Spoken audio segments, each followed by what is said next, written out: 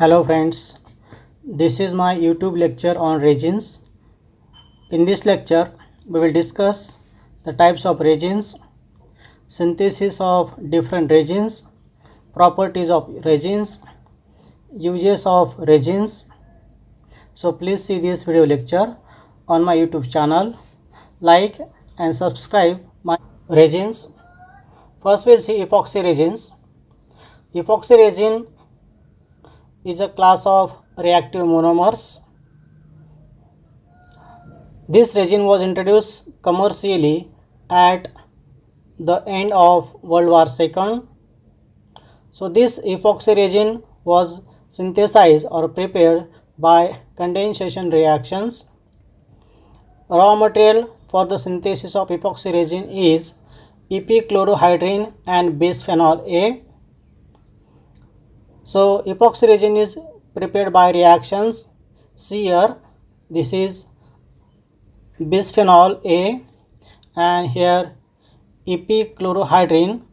Bisphenol A and epichlorohydrin condense in presence of NaOH to give epoxy resins. Here this hydrogen from OH groups of epoxy resin and chlorine from epichlorohydrin get loss of NaCl, and by condensation reactions between bisphenol and epichlorohydrin we get epoxy resins. See here, this is a black square bracket in which this is epoxy resin monomers, and these epoxy resins are n number. In this way, this bisphenol A and epichlorohydrin undergo condensation reactions in presence of NaOH to use these epoxy resins.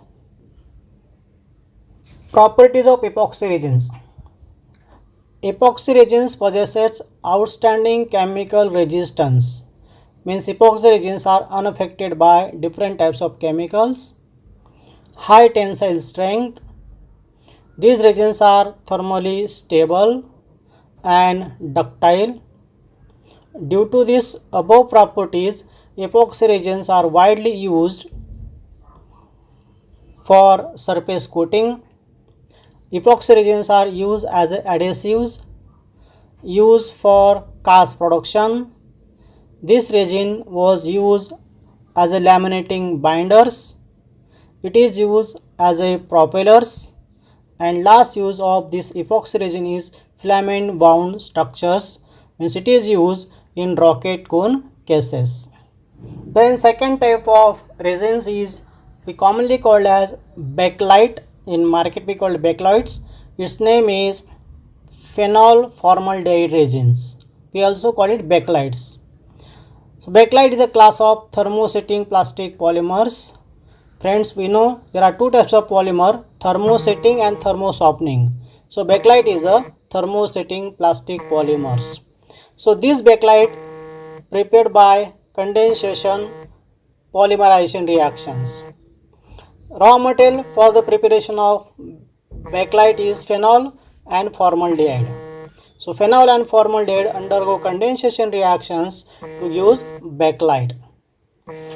So these reactions, acids and bases are used as a catalyst. During condensation polymerization reactions, resols and novolacs produce phenolic resins. The reaction takes place in one or two stages. This is highly exothermic reactions. Therefore, during the reactions, cooling must be necessary. Cool the reactions. During the reactions, fillers are asbestos powders and sawdust. In these condensation polymerization reactions, a final step, an insoluble cross-linked polymer is formed, and then this polymer is fabricated and molded into suitable shape called as a bakelites. See here, this is a bakelite structure.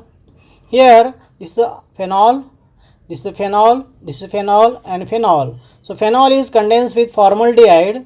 Here, hydrogen atom from phenol and oxygen from formaldehyde In this way loss of OH, and from this H loss of H2O, and here CH2 form a bond between these two phenol. In this way this CH2 and this CH2 link the phenol molecules, and we get the cross link polymer called as phenol formaldehyde resins, and commonly we call as a backlights. Very simple synthesis by polymerization reactions and condensation reactions. So this is of the backlight called as a phenol formaldehyde resins. See here, this is simple synthesis of phenol formaldehyde resins. So this is a phenol molecule, this is also phenol molecule and phenol molecule. So when this phenol is condensed with formaldehyde and formaldehyde, then during condensation process this H from phenol and O from formaldehyde, similarly this H from another phenol, loss of H2O, and this CO2 form a bond between this phenol and this phenol. In this way, here this phenol provides hydrogen, this phenol provides hydrogen and oxygen from formaldehyde, loss of H2O, and this CO2 form a bond between this phenol and this phenol. Similarly here this formaldehyde form a bond between this phenol and this phenol, and these formaldehyde molecules form a bond between this phenol and this phenol. In this way this phenol and formaldehyde undergo polymerization reactions and condensation reactions to use these cross-linked phenol formaldehyde resins called as a backlights. So, properties of phenol formaldehyde resins. Phenol formaldehyde resins have outstanding heat resistance, means they are not affected by high temperature, dimensionally stability, resistance to cold flow, it withstand very high temperature, I previously say, therefore it is used in the missile nose cones. Excellent adhesive property and bad conductor of heat and electricity. So these outstanding properties of phenol formaldehyde resins or backlights, they are widely used in electrical insulation cables, varnishes, protective coatings, important parts of radio and TV, and this phenol formaldehyde resins widely used in ion exchange resins. To exchange the cations and anions, we can use this polymer material as a ion exchange resins. Next type of resin is a urea formaldehyde resins. So this resin was prepared by using urea and formaldehyde raw material. Like phenol formaldehyde resins, these urea formaldehyde resins are prepared by condensation polymerization reactions. See here, urea and formaldehyde undergo condensation reactions. It gives mono and dimethylol derivatives. So this is the reaction. Here this urea and formaldehyde undergo condensation reactions to use monomethylol urea. See here, hydrogen atom from urea and oxygen from formaldehyde. Here we get NHCH2OH, C double bond O and NH2. Similarly, this monomethylol urea again condensed with another molecule of formaldehyde to use NHCH2OH, C double bond O, NHCH2OH, means this is a dimethylol urea. In this way, urea and formaldehyde undergo condensation reactions to use mono and dimethylol derivatives. These mono and dimethylol derivatives undergo polymerization reactions to use cross-linked urea formaldehyde resins. See here, this is the polymerization reactions. So this is the dimethylol urea and dimethylol urea. So these molecules of dimethylol urea undergo polymerization reactions to use cross-linked urea formaldehyde resins. This is the structure of cross-linked urea formaldehyde resins. Reaction is very simple. Here this hydrogen atom from NH and OH from CH2OH is lost, means from each dimethyl urea loss of twice water molecules, and this one dimethyl urea condensed with second molecule, second condensed third molecules. In this way there is a formation of nitrogen CH2 nitrogen CH2 nitrogen CH2. In this way, this link polymer is formed called as cross-link urea formaldehyde resins. Simple synthesis of this urea formaldehyde resins from this dimethyl urea. This polymer having these properties. Urea formaldehyde resins are hard, chemically inert, unaffected by so many chemicals, unaffected by solvents, possesses good tensile strength, good electrical insulation property, and due to these outstanding properties of urea formaldehyde resins, these resins are used for making electrical equipments, light switches. These resins used for making bottle caps, used as adhesives for polywood block board, used as a binder for foundry cores, and this resin used for making toys, buttons and kitchenwares. Last resin is melamine formaldehyde resins. So these melamine formaldehyde resins prepared from melamine and formaldehyde.